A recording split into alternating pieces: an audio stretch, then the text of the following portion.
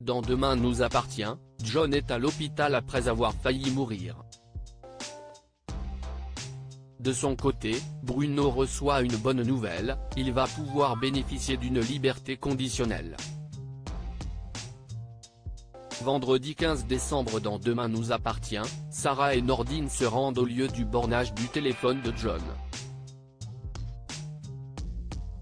Les policiers retrouvent son corps. Le père de Bastien a un pouls mais il est faible. À l'hôpital, Bastien veut voir son père mais si est impossible. Le garçon informe Benjamin, Alexandre Varga, que son père avait retrouvé l'assassin de Flamand. Demain nous appartient en avance, la police sur la piste de Gérald Martin demande à Sarah ce qu'elle pense du témoignage de Bastien. La flic croit le garçon. Damien les informe que John a été attaqué par un homme de plus de 1,75 m avec une barre de métal. Les coups ont été portés à son dos. Il s'agit de la même méthode utilisée pour tuer Flamand.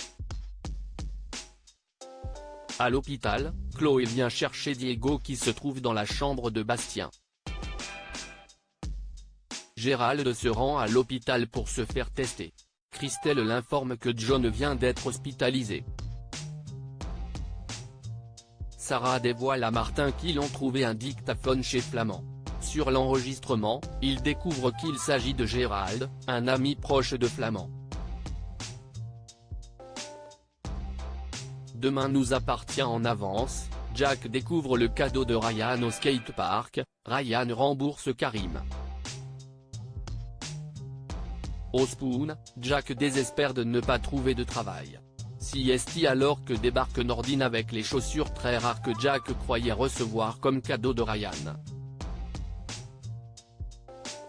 Face au désespoir de son frère, Jordan lui balance que Ryan va l'inviter au ski pour l'hiver. Il sera le premier de la famille à y aller. Demain nous appartient en avance, Bruno peut bénéficier d'une liberté conditionnelle. Soraya informe Bruno, Kevin Levy, qu'il va pouvoir bénéficier d'une liberté conditionnelle. Le père de Nathan ne croit pas ses oreilles. Pour sortir, il doit avoir un logement et un travail. Bruno pense à Alex pour retravailler au MA. Pour le logement, c'est plus compliqué car sa fille est à Marseille et son fils lui en veut. De son côté, Sylvain cherche ses clés. Il demande de l'aide à Christelle qui lui lance un pari.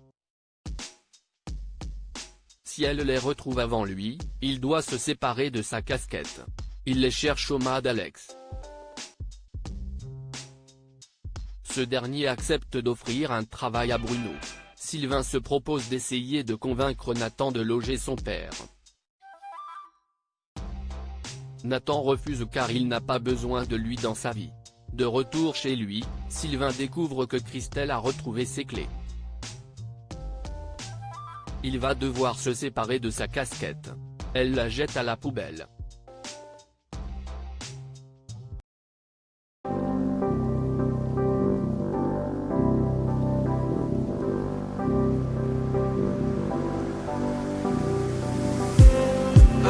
Just need